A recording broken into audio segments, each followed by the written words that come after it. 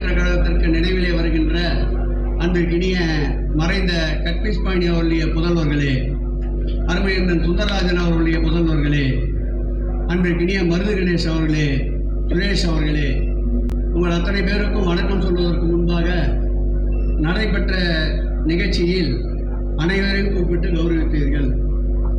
அரசியல் எப்படி இருக்கும் என்பதற்கு இந்த மேடை ஒரு உதாரணம். நீண்ட நெடுங்காலமாக அரசியல் தொடர்பில் இருந்து கொண்டு இந்த பகுதியில் ஒரு மாவட்ட செயலராக இருந்து மாநகராட்சி உறுப்பினராக இருந்து தற்போது நிலைக்குழு தலைவராக இருக்கின்ற அன்பிற்கினே இளையண்ணா அவர்களை யாருக்குமே கண்ணுக்கு தெரியவில்லை. கூப்பிட்டு எல்லாருக்கும் சாப்பிட போட்டீங்க, பேரை கூட சொல்ல மாட்டேன். நான் வாட்ச் பண்ணி தானே இருந்தேன். ஒரு நிமிஷம் உட்காருங்க, பார்த்துட்டு தானே இருந்தேன். வாய் பேசும்போது பேர் கூட சொல்ல சங்கடப்படுறாரு.